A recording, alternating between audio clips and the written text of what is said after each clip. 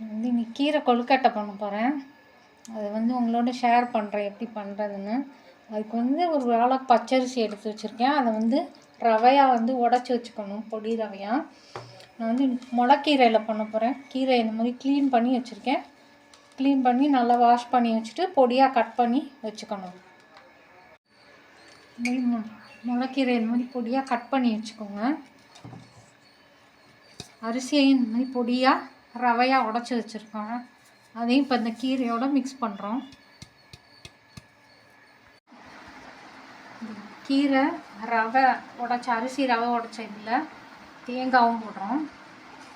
தேங்காய் எதுக்குன்னா ஒரு சாஃப்ட்னஸ் வரும், ப்ளஸ் ஒரு டேஸ்ட்டும் கொடுக்கும். இதில் வேறு எதுவும் இல்லை, நல்லா வேண்டி.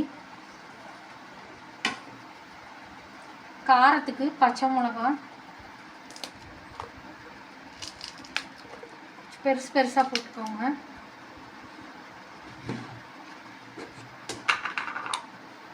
தேவையான உப்பு,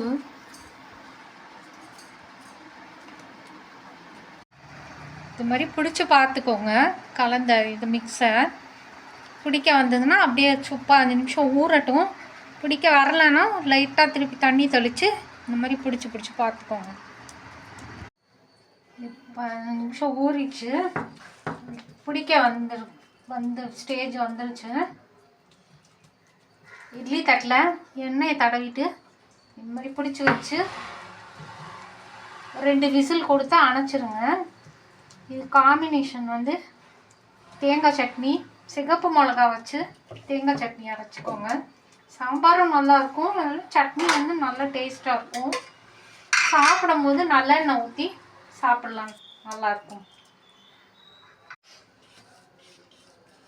ஏன்னா வந்து சிகப்பு மிளகா சட்னின்னு சொல்கிறேன்னா இதில் வந்து கீரையில் வந்து நம்ம பச்சை மிளகா போட்டிருக்கோம். ஸோ அதனால் அதுக்கு காய்ஞ்ச மிளகா சட்னி வச்சா நல்லாயிருக்கும் காம்பினேஷன்.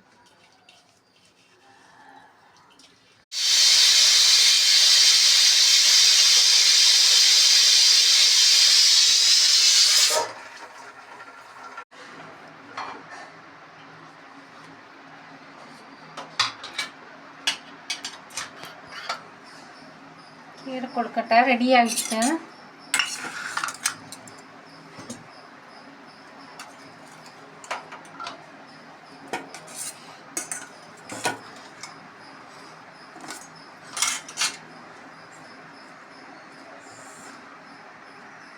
மேலே நல்லெண்ணெய் ஊற்றி சாப்பிட்லாம். இது வந்து அரைக்கீரை சிறுகீரை பண்ணலாம், பண்ணக்கூடாதுன்னு இல்லை. ஆனால் அந்த டேஸ்ட் வராது. முளைக்கீரையில் தான் டேஸ்ட்